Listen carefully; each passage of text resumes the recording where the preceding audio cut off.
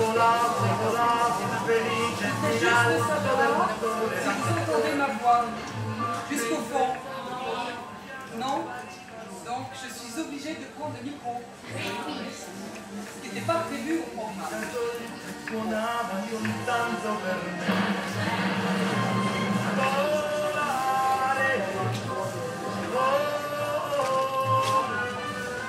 Là on m'entend.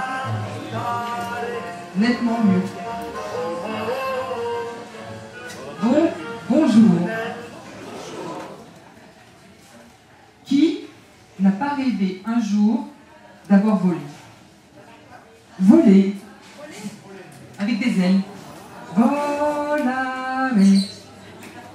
Oh, oh. Au moins une fois. Tous, non.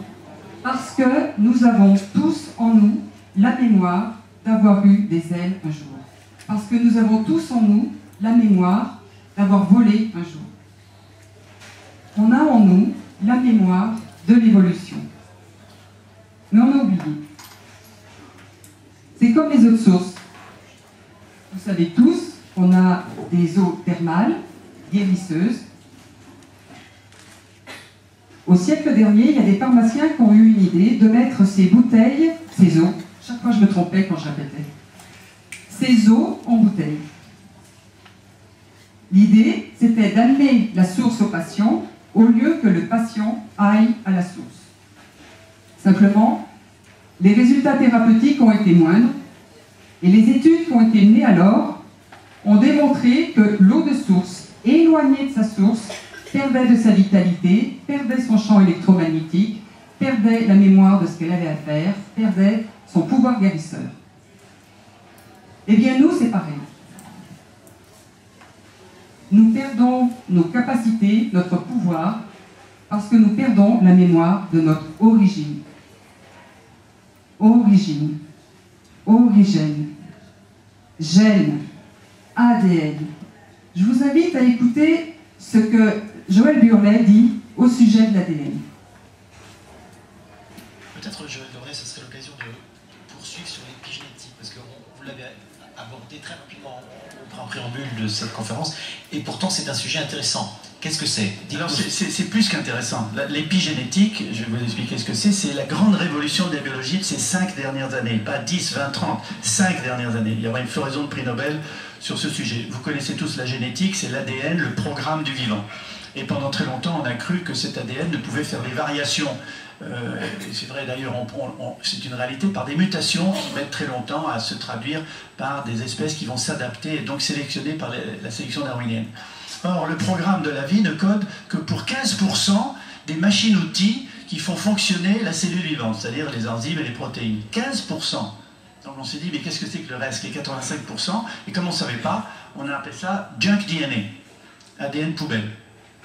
C'est facile, c'est des trucs qui sont accumulés au cours du temps. Maintenant, on sait que ces 85% permettent la fabrication de petites molécules d'ARN qui sont en monobrin, beaucoup plus courtes que le grand ADN, 10, 15 bases du code génétique jusqu'à 150, et en permanence, elles circulent dans le corps et régulent le fonctionnement des gènes. Donc l'épigénétique, c'est la modulation de l'expression des gènes. En fonction de quoi? En fonction du comportement. Votre comportement quotidien. Ce que vous mangez, si vous faites de l'exercice ou pas, si vous avez managé ou non votre stress, si vous avez du plaisir dans ce que vous faites, et si vous avez un réseau social et familial qui marche bien. Ces 5 éléments, combinés entre eux, vont conduire à la production dans votre corps de petites molécules qui vont s'accrocher à des enzymes, lesquelles vont rentrer ou être reconnues dans le noyau. Dans le noyau où il y a l'ADN, cet ADN est protégé par une gaine, comme un fil électrique est protégé par du plastique. Cette gaine s'appelle des histones, sont des protéines. Or, l'ouverture de ces histones permet de polymériser l'ADN en ARN messager, qui va permettre de fabriquer les protéines et les enzymes, ou non. C'est comme un livre de cuisine. Vous avez un livre de cuisine où les pages, les chapitres sont collés. Si le chapitre du soufflé au fromage est collé, vous ne pouvez pas faire de soufflé au fromage. Par contre, si le chapitre du poulet casserole est décollé, vous faites du poulet casserole. Mais si on recolle le chapitre du poulet casserole et qu'on ouvre le soufflé au fromage, vous ferez du soufflé au fromage. L'ADN, c'est comme ça. Il y a des gènes qui s'expriment, des gènes qui sont silencieux, des gènes qui sont inhibés. Et ça dépend de notre comportement. Donc, je finis là-dessus. Réalisez ce que ça représente pour la médecine préventive. Réalisez ce que ça représente pour vous. Vous pouvez être en partie responsable de votre santé. Oui, vous pouvez faire quelque chose pour vous. Essayez d'être en meilleure santé, c'est possible. Essayez de vieillir moins vite. Et c'est un intérêt non seulement pour vous, mais c'est un intérêt social. Et je termine sur un exemple précis de l'épigénétique, ce sont les abeilles. Toutes les larves d'abeilles naissent avec le même patrimoine génétique, exactement le même. Mais si vous donnez de la gelée royale à manger à certaines larves et pas à d'autres, ben elles deviennent des reines. Vous avez la différence entre une larve d'abeille et une reine, ou une abeille ouvrière et une reine. Elle est plus grosse, elle pond des œufs et elle vit plus longtemps. Donc rien que l'alimentation de la gelée royale a méthylé ou acétylé, je ne veux pas rentrer dans les détails chimiques, ces fameux histones pour permettre aux gènes de s'exprimer ou non. C'est une grande révolution et ça va définir la médecine préventive de demain par rapport à la médecine thérapeutique et au poids de Big Pharma et des médicaments dont on n'est jamais trop sûr que leur interdépendance va causer plus de maladies que celles qu'ils essayent de guérir, voir ce qui est en train de se produire en ce moment avec des médicaments qui sont retirés du marché régulièrement. Merci. Donc, on nous explique scientifiquement que nous sommes responsables de notre vie et que nous avons le pouvoir. Alors à ce sujet, il y a beaucoup de choses qui sont dites, mais c'est comme si l'information, elle venait là et ne diffusait pas, ne rentrait pas dans mes cellules. Alors, comment faire pour accéder à l'information, pour ne plus souffrir et s'offrir à la vie? La vie. On peut en parler des heures. C'est comme les fraises. Je pourrais vous parler de la texture, de la saveur, du goût dans la bouche. Si vous n'avez jamais mangé de fraises, si je vous en parle pendant des heures, vous ne saurez jamais ce que c'est qu'une fraise. Alors je vous invite à sentir la vie par un petit exercice ensemble. Je vous invite à vous asseoir confortablement sur votre chaise, les pieds bien à plat.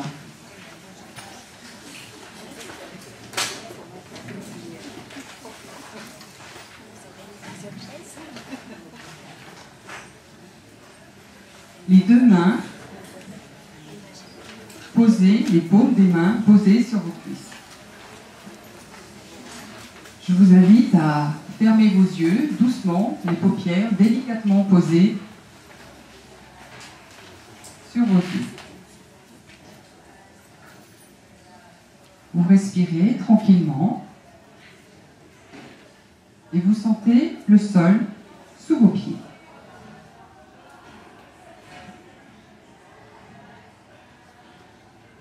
Vos paumes de main, la pression sur vos cuisses, vous allégez encore un peu plus. Et vous vous laissez surprendre du mouvement dans la paume de votre main.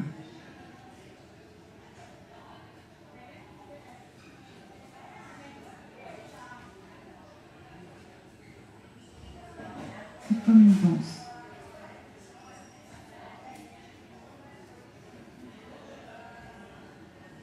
Et je vous invite à prononcer un mot en le chuchotant. Merci. Merci. Et observez la réponse dans vos mains.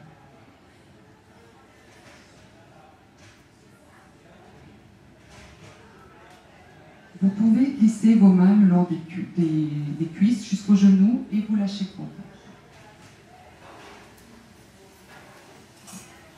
Je vous invite à mettre votre main droite sur votre cœur.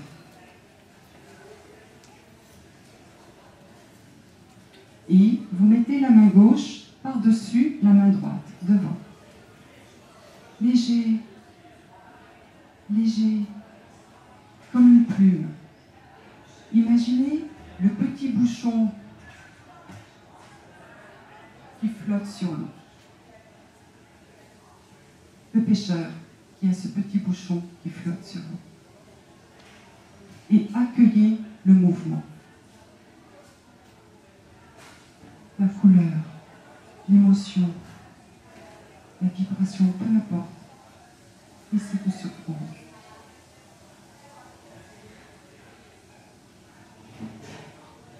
Et je vous invite à appeler votre péricarde.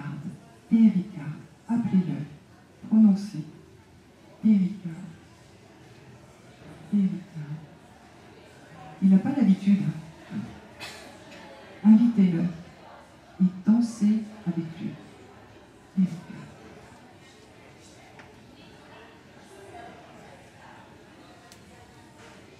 Sa vibration, sa danse. Erika.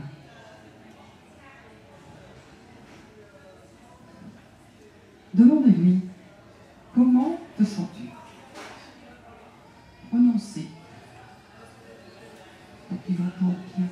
Comment te sens-tu? Et immédiatement dans votre main, une émotion, une couleur, un changement de direction peut-être, un mot. Comment te sens-tu?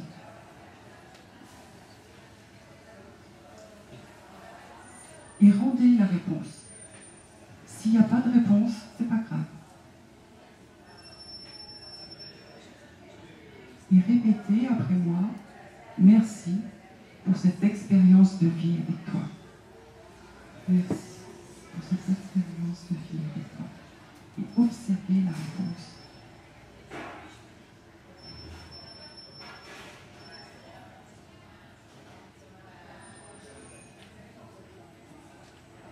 Voilà.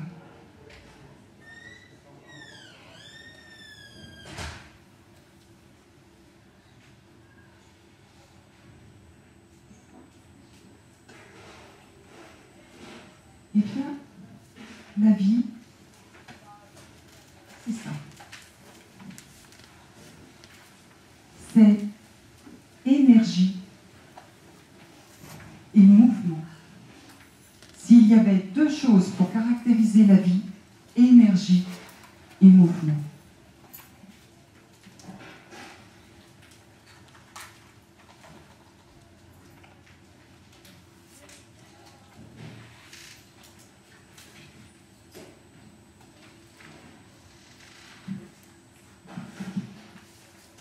Énergie, le feu.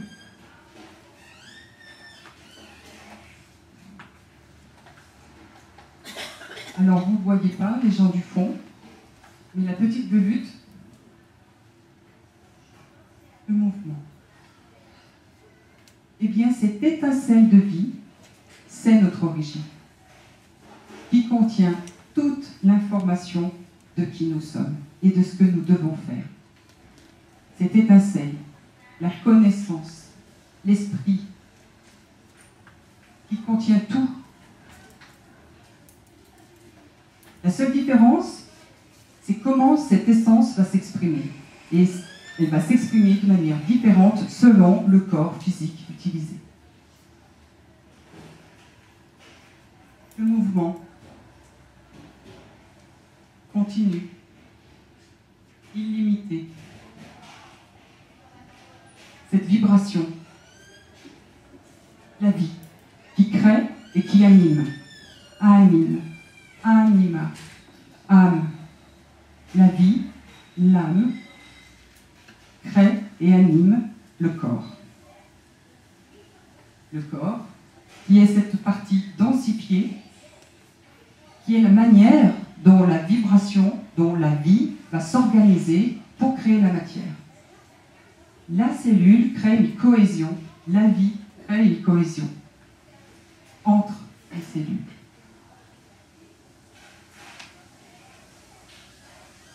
Ce mouvement,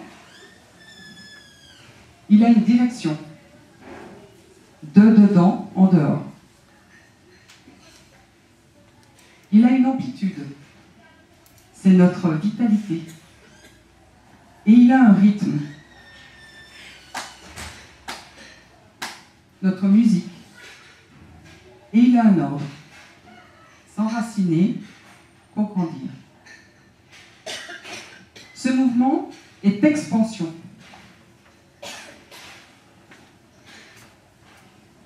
Et il nous revient sous la forme d'un lemniscate. Alors, je voulais signaler quand même une petite chose que j'ai vue sur le flyer précédent, c'est que cette énergie de vie qui anime, elle anime le corps, C'est une énergie yin, féminine, et qui va indiquer l'action. Le corps, énergie animée, créée, pose l'action. Énergie yang, masculine, et qui va poser l'action. Et ce mouvement qui nous revient sous la forme d'un lemniscate,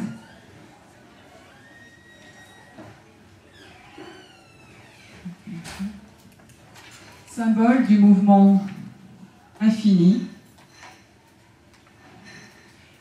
est géré par le système neurovégétatif. C'est un système qui nous maintient en vie, qui coordonne et régule les fonctions vitales, qui est autonome, il ne passe pas par le cerveau, et il a deux polarités, sympathique et parasympathique. Alors, pour vous donner une image, pour vous expliquer simplement, je prendrai l'image du troupeau de gazelles, poursuivi par le lion affamé. La gazelle, elle a peur, elle est en danger, elle est en mode survie, elle s'enfuit, c'est le système sympathique. Le lion a attrapé une gazelle, le troupeau broute.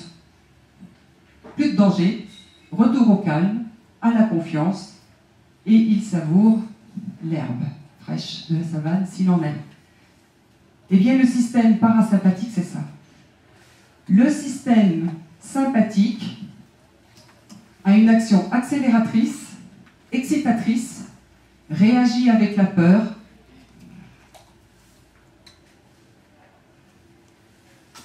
prépare l'organisme à des réactions de survie, fermeture sous l'effet de l'adrénaline, fuite, attaque. Le système parasympathique, eh bien, c'est le retour au calme. Il gère les fonctions générales du corps et prépare à l'ouverture, l'expansion, l'amour, le bonheur, la joie.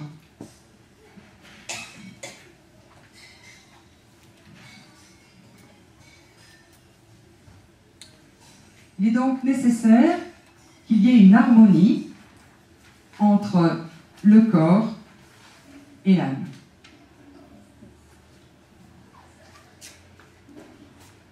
Cette expansion du feu, elle anime.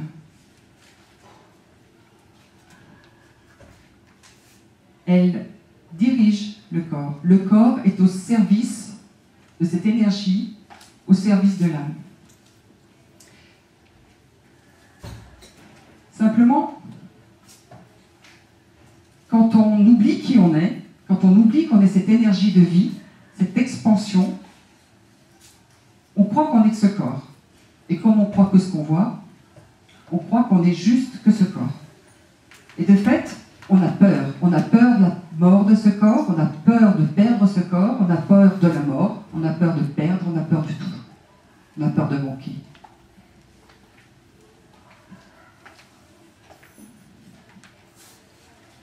La peur est une vibration plus dense, plus physique, qui appartient au corps physique et qui va vouloir diriger l'âme. Il s'en ressort immédiatement un changement de direction du mouvement de la vie, de dedans.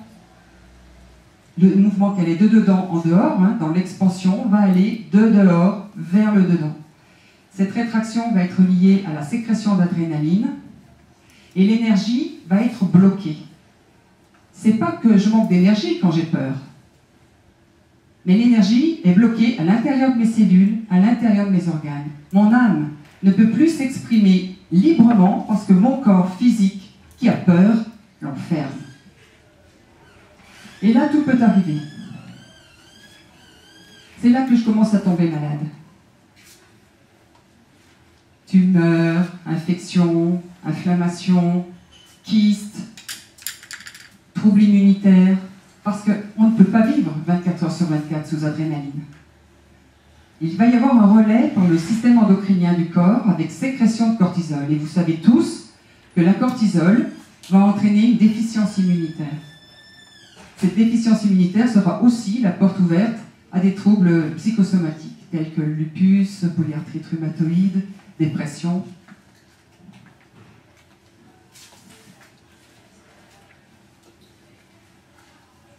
Alors rétraction par peur, et peur par non-reconnaissance de qui je suis. Et comme je me coupe de mon essence, je vais chercher des reconnaissances à l'extérieur. Reconnaissance du père, reconnaissance de ma mère, reconnaissance d'un conjoint, reconnaissance d'un collègue de travail, enfin bref, ce ne sont pas les occasions de blessures de reconnaissance qui manquent, qui vont générer d'autres petites peurs. Peur par ignorance, par non-connaissance de qui je suis, et par non-connaissance de ma propre connaissance interne.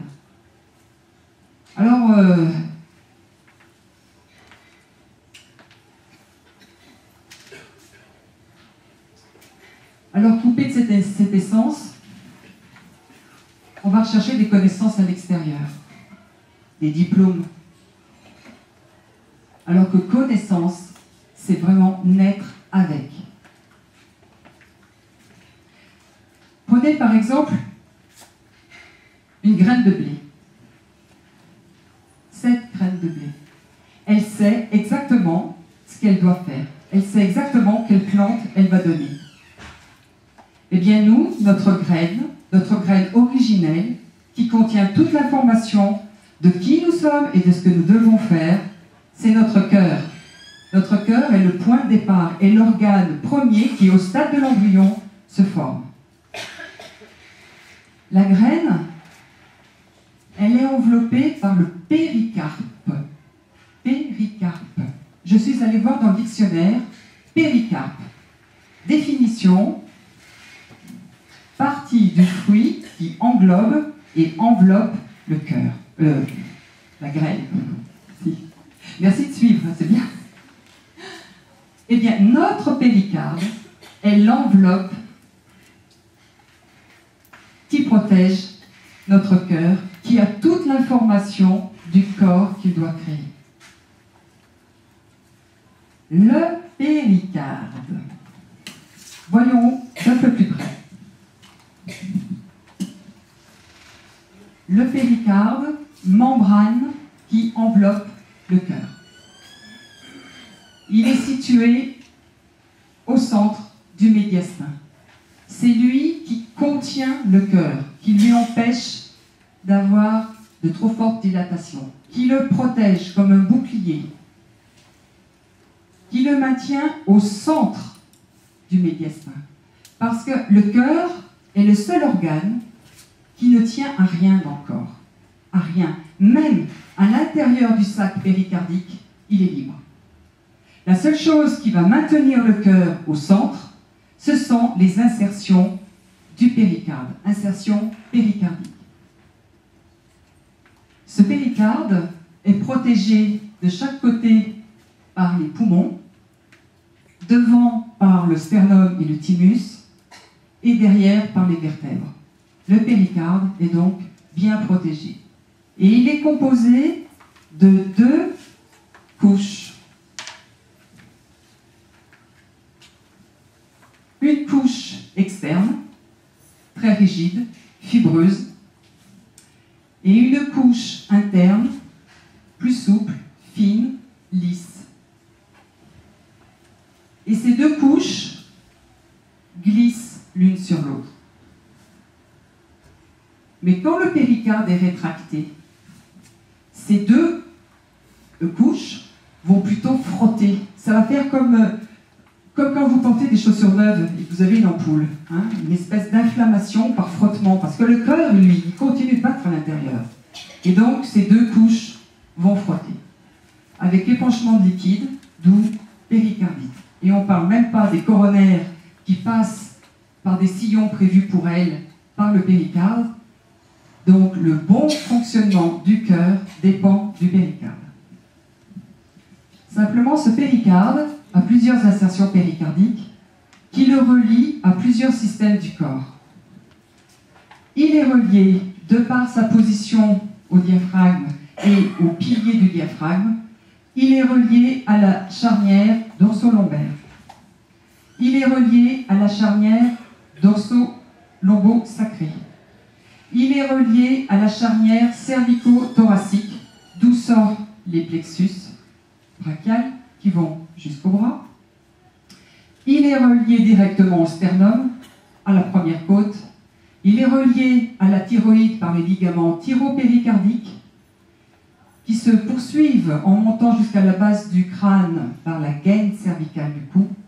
Et il va s'ouvrir en 4 ligaments, 2 de chaque côté des temporaux, un pour l'occiput et un pour le sphénoïde, à la partie inférieure, la sphénobasilaire. La sphénobasilaire et le sphénoïde, moteur de toute la mécanique crânienne, et également assure ce mouvement crânio-sacré. Donc tout le mouvement crânio-sacré va se retrouver en rétraction. Il est également relié au centre phrénique, centre respiratoire. Il est relié au système digestif de par sa promixité avec l'œsophage et l'estomac sous le diaphragme. Et il est relié également à des gros vaisseaux. On voit ici un médiastin sans le péricarde, pour se rendre compte qu'il est relié à des gros troncs de la veine cavale supérieure à l'aorte. Et sous le diaphragme, le tronc cœliaque qui irrigue le foie, le pancréas et l'estomac. Ça fait de ce péricarde un centre incontournable de tous les systèmes du corps. Il a également un lien avec le cerveau. Alors comment ça se passe? On a le système nerveux central est organisé avec des neurones, chordoneurones et axones. Et ce système nerveux central s'organise également en cumul de chordoneurones par des ganglions qui ont pour rôle de transporter l'information plus vite. Et il y a un ganglion cervical supérieur, moyen, et un autre ganglion ici, qui s'appelle le ganglion stellaire. Et on peut voir ici une petite anse à travers lequel passe l'artère subclavière. Alors je vais vous montrer ce ganglion de manière un peu plus ludique pour vous expliquer comment il est important de comprendre l'impact émotionnel et la relation péricarde-cerveau à travers le ganglion stellaire et sa petite anse, à travers lequel passe l'artère subclavière, elle-même naissant du tronc brachiocéphalique, lui-même issu de la crosse de l'aorte qui sort du cœur. Quand le péricarde se rétracte, parce que plus j'ai peur, et j'ai d'autant plus peur que j'ai oublié qui je suis. Il se rétracte, il y a compression du cœur, torsion du cœur, traction vers le bas de cette artère subclavière, qui va activer le ganglion stellaire. Et ce ganglion stellaire, qui est un ganglion sympathique, souvenez-vous, la gazelle qui a peur, qui s'enfuit, va entraîner immédiatement des réactions hormonales par le cerveau qui va indiquer un fonctionnement de peur. Fuite, fermeture, agressivité, violence, attaque. Alors, tout ça pour parler qu'à partir du physique, on va arriver au spirituel. Mais avant, je vous propose une petite séquence anatomique pour bien vous faire comprendre ça. Vous avez tous joué au jeu de cette famille. Je vous invite à jouer à la famille de la ceinture scapulaire. Et pour cela, je vais avoir besoin de 9 personnes que je vais appeler au fur et à mesure. Donc, dans un premier temps, je vais avoir besoin de quelqu'un qui accepterait de jouer le rôle d'une première dorsale, d'un sternum et d'un stimulus. Bon, allez, c'est le rôle de votre vie, là. Dorsale, très bien. S'il vous plaît. Merci. On aurait besoin d'un thymus dans la salle, s'il vous plaît. Merci.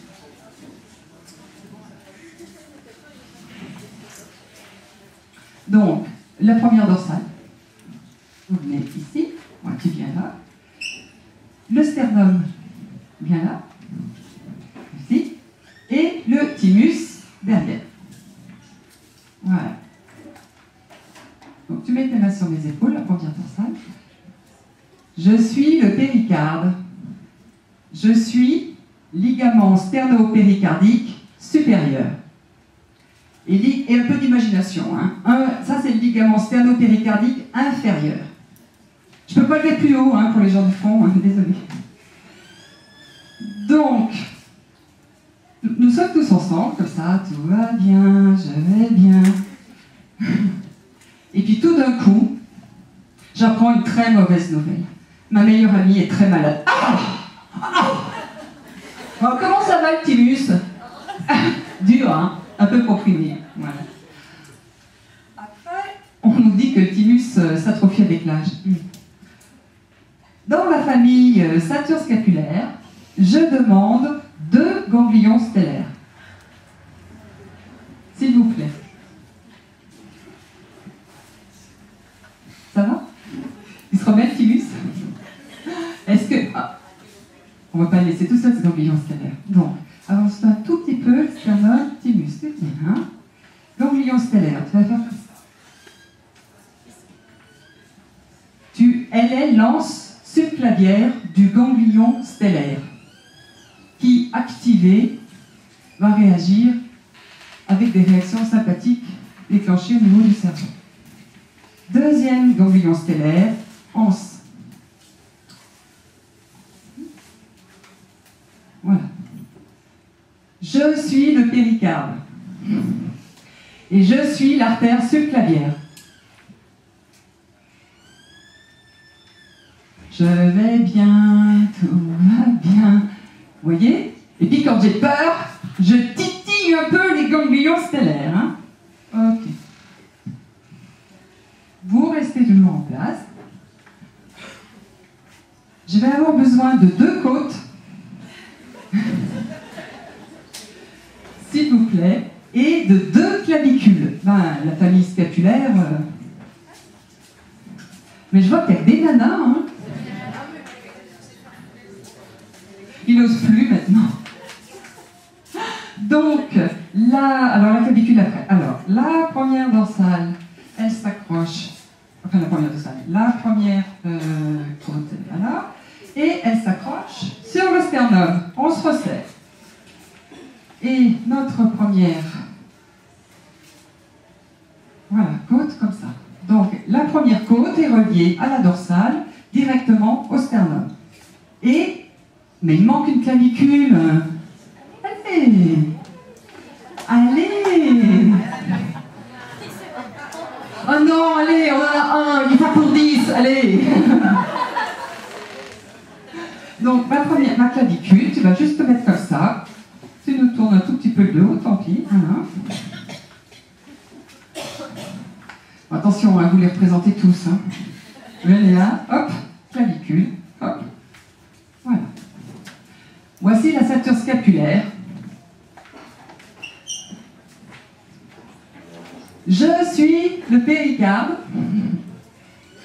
Je suis l'artère subclavière. Je vais passer devant la première côte. Mets-toi bien là, comme ça. Protégé par la clavicule.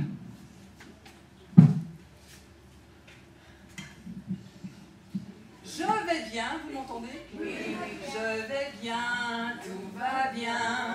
Voilà. Et tout d'un coup, je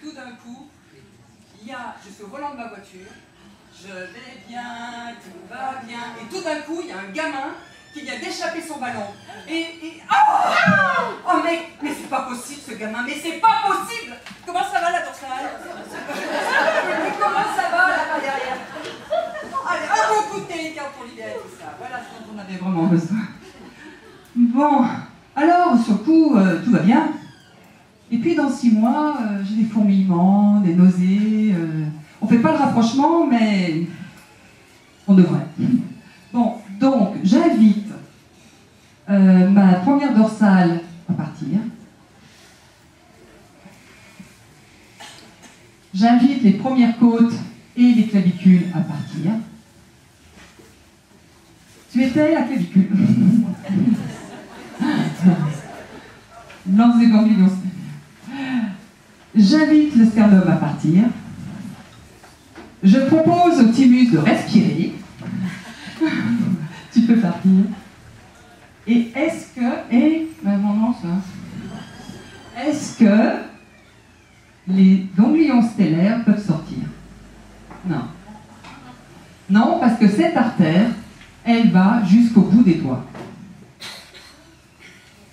Et ouais. Et il est là le truc. C'est que les ganglions stellaires, je vais bien, tout va bien, créent une unité anatomique avec le péricarde. Ce qui fait que le péricarde reçoit l'impact émotionnel. Je suis contente, je suis triste. Immédiatement, alerte sympathique généralisée dans tout le corps.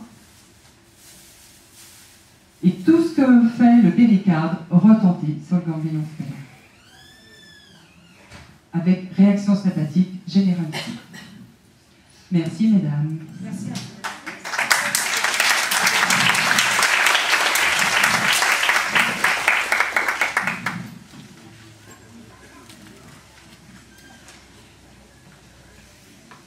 Ce ganglion stellaire, je vais un peu vous expliquer, maintenant que vous avez un peu vu anatomiquement comment ça se présentait, la rétraction du péricarde stimule le ganglion stellaire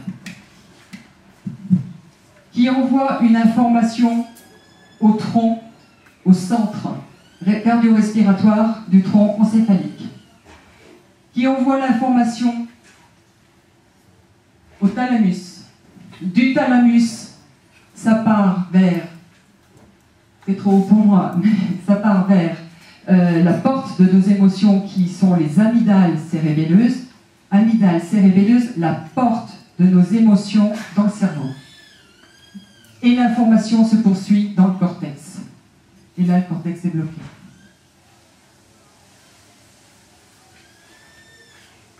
De ce ganglion stellaire sort le nerf cardiaque, le nerf vague, qui est le parasympathique. Vous savez, la gazelle qui savoure l'herbe. Et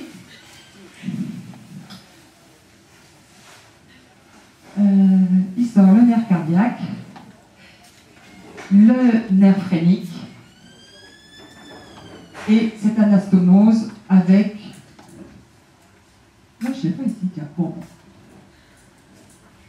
Donc, nerf cardiaque qui stimule le bon fonctionnement du cœur, le nerf phrénique qui assure un bon fonctionnement respiratoire et l'anastomose avec ce nerf vague qui gère, qui appartient au système nerveux végétatif et qui nous maintient en vie. Le bon fonctionnement cardio-respiratoire et neurovégétatif dépend du ganglion stellaire qui dépend du péricarde. Il y a donc une notion de feedback. Plus je me ferme et plus je m'enferme. Et plus j'ai peur par oubli de qui je suis, et moins je peux accéder à qui je suis. Et je vous fais remarquer que ce ganglion stellaire sympathique qui réagit avec la peur a une anastomose avec le nerf phrénique, le nerf vague, pardon, qui appartient au parasympathique et qui réagit avec la vibration amour. Vibration peur et vibration amour qui sont deux énergies qui nous gouvernent. L'une représentant le corps et l'autre représentant l'âme. Et ces deux vibrations se retrouvent au niveau du ganglion stellaire qui dépend du ganglion du péricarde. Ça veut dire, et ça fait du ganglion stellaire la star de notre santé physique, le gardien de la porte de nos émotions et le gardien du péricarde qui abrite l'esprit. Donc, pas de corps sans âme, sans cette expansion qui anime, et pas d'âme sans esprit. Nous sommes donc corps, âme, esprit. Nous sommes Trinité. Et cette notion de Trinité, elle est retrouvée dans plusieurs philosophies, quêtes spirituelles et autres. Je ne les citerai pas toutes, mais en passant de l'alchimie taoïste à la religion chrétienne ou à l'hindouisme, cette notion de Trinité est souvent retrouvée. C'est comme si notre corps avait des marques physiques, parce que anatomiques, d'empreintes plus subtiles. Parce que ce mouvement respiratoire primaire, ce lemniscate qui nous revient, ce symbole de mouvement continu, le mouvement respiratoire primaire n'est que l'expression de la physiologie biomécanique du corps. Mais il n'en est que l'expression. Qui a donné l'information?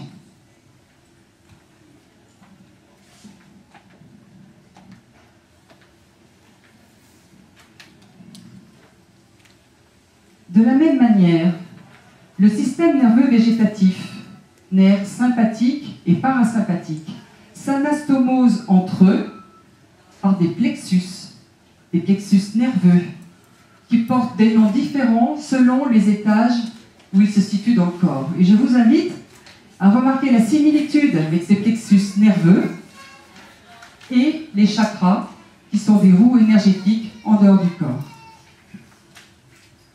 Ce qui revient à redire encore que ce corps a des marques physiques d'empreintes plus subtiles.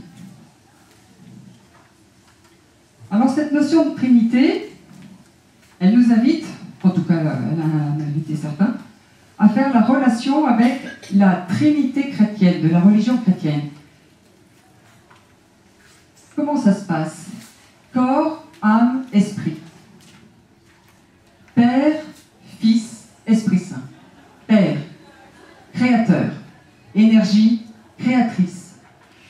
Comme l'âme, énergie yin, féminine, créatrice, qui crée et anime le corps. Le Fils, le créé. Et dans la Trinité, l'esprit est placé au centre.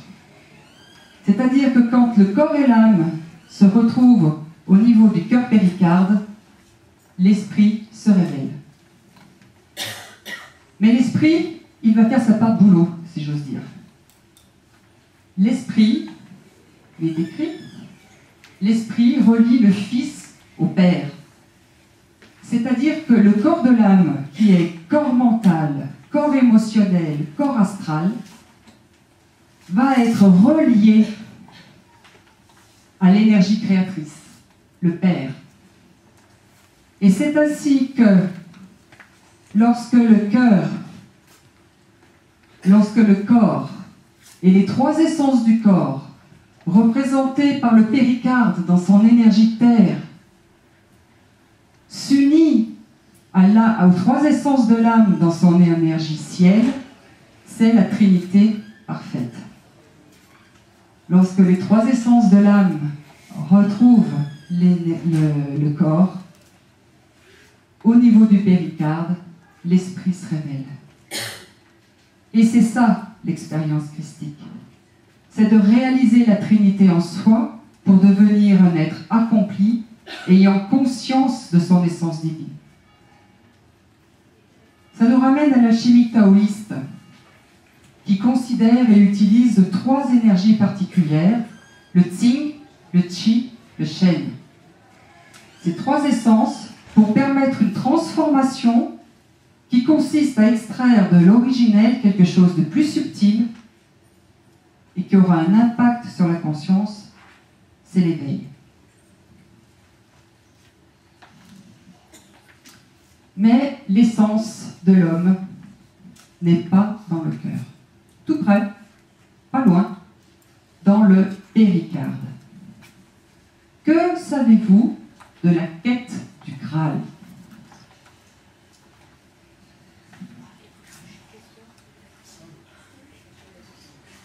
Rien. La quête du Graal, c'est la quête de l'homme qui cherche à savoir qui il est, c'est la quête de soi. Le Graal, c'est la coupe. Et le péricarde, de par sa forme, ressemble à une coupe posée sur le diaphragme. Et avec ses insertions péricardiques qui remontent jusqu'à la base du crâne et qui s'ouvrent en 4 ligaments, ressemble à une coupe posée à l'envers sur le péricarde. Le Graal est notre péricarde. Alors ne le cherchons pas plus loin, cherchons-le en nous.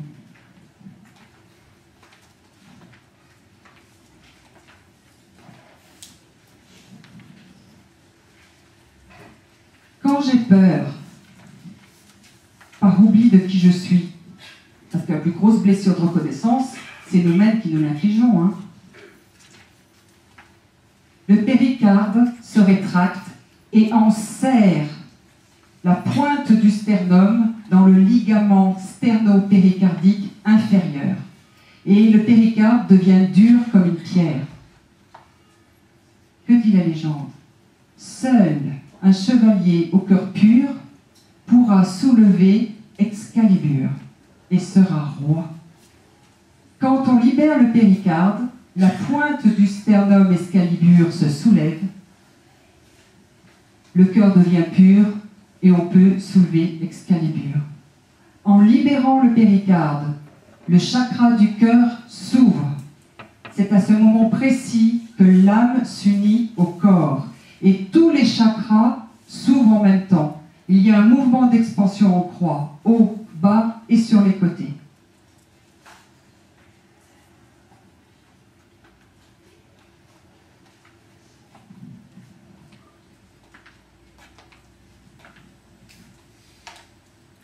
Il se produit un changement vibratoire immédiat dans la matière.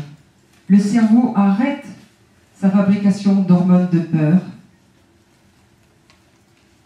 et il y a un mouvement d'expansion et un temps de compréhension et d'intégration progressif.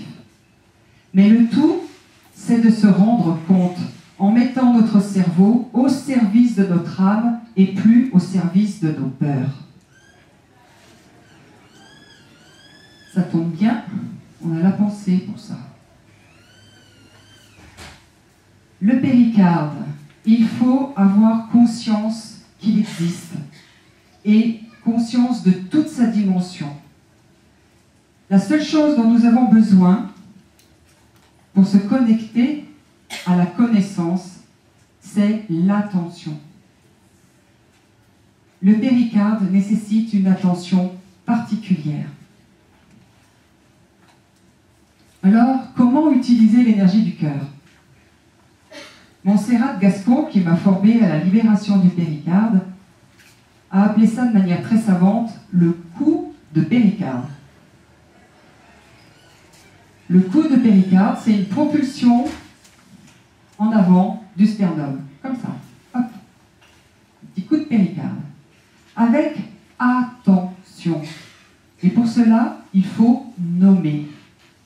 Ça permet l'attention de donner une direction à ce rayonnement du cœur sur lequel on veut diriger. Nommer parce que si le corps est une partie densifiée de l'âme et que l'âme est une vibration, le corps reste vibration, ralenti, plus dense, mais reste vibration et reste sensible aux mots, à la vibration des mots. Il y a des mots qui ouvrent, il y a des mots qui ferment. Par exemple, ah dis donc, t'as une sale mine ce matin. Ben non, j'ai même mis du maquillage. Alors là, elle est pas sympa, elle m'a sapé le moral dès le matin. Ouais. Ou alors, mais t'es radieuse ce matin. Mais qu'est-ce qui t'arrive? T'es amoureuse ou quoi? voyez, on ne démarre pas la journée de la même manière. Il y a des mots qui ouvrent, il y a des mots qui ferment. Saluer l'esprit de l'autre, activer son feu par un coup de péricarde. Saluer l'âme, cette énergie yin, féminine, créatrice, connectée à la connaissance et à tous nos potentiels, à toutes nos capacités. Ben, c'est vrai, il paraît qu'on a le pouvoir sur nous. Je salue l'âme, ici et maintenant, je te reconnais, avec un mot, merci. Et j'utilise mon corps physique pour le faire. Une occasion supplémentaire de faire la Trinité en moi. Et hop. Alors pourquoi libérer le péricarde? Pour me réaliser. Pour me réaliser. Pour me reconnaître. Pour reconnaître cette expérience de vie à travers la matière. Pour ne plus avoir peur. Et pour ne plus avoir mal aux pieds pour danser. Je m'explique. Entre le corps et l'âme, il y a la peur, qui va entraîner une perturbation du corps émotionnel de l'âme. Changement de direction du mouvement de la vie, rétraction sous l'influence de l'adrénaline, donc perturbation du système neuro-hormonal, qui entraîne une perturbation du système métabolique, avec acidité, qui entraîne à son tour une perturbation du système viscéral, du corps, bien sûr, avec perturbation. Alors ce système viscéral, qu'est-ce qui se passe? Le corps, les organes, les viscères vont durcir, vont se densifier et vont tracter, se coller, adhérer aux muscles qui, à leur tour, vont tracter sur la structure ostéo-articulaire. Perturbation du système musculo-squelettique. D'où les lésions ostéopathiques et douleurs. Cette même acidité entraîne des perturbations des protéines, qui à leur tour perturbent l'ARN, qui à leur tour perturbent l'ADN. Souvenez-vous ce que nous dit Joël Burlet à propos des abeilles, de la gelée royale et de l'ADN. Il explique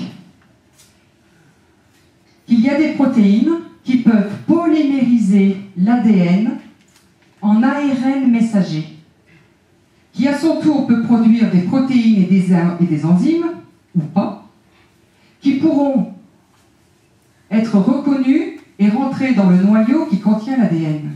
Ça veut dire que l'ADN dépend de l'ARN, dépend des perturbations, l'ADN dépend de l'ARN dépendant des protéines, elle-même perturbée par les émotions et la peur. Alors, on peut toujours manger du miel, c'est vrai, c'est bon le miel. Mais le péricarde, c'est la cerise sur le gâteau. Parce que toute pathologie et toute rétraction est liée à une peur. Et que toute peur est reliée à une blessure de reconnaissance. Et il va s'agir de savoir à quelle blessure de reconnaissance est reliée cette peur.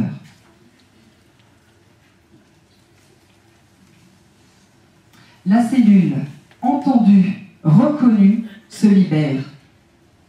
Parce que le secret, c'est le mouvement. Et il faut retrouver le bon sens du mouvement. Libérer le péricarde pour retrouver le bon sens de la vie et retrouver le bon sens de ma vie pour me permettre de prendre les décisions qui sont justes pour moi.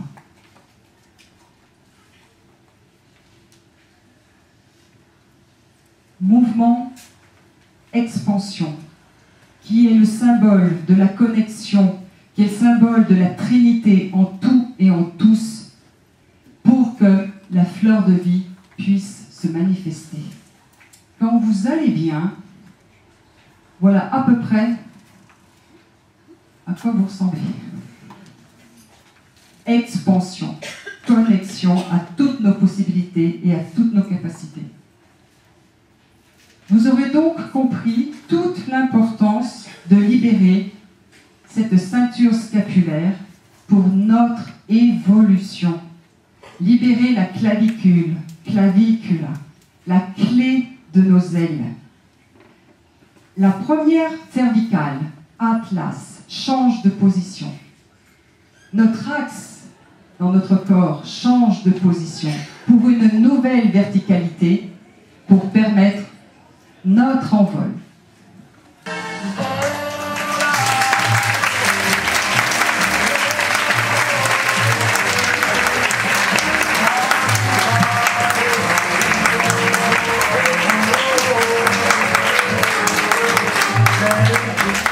Alors, je voudrais vous remercier de votre présence, de votre attention. J'espère que cette conférence sur le péricarde vous ouvre une nouvelle porte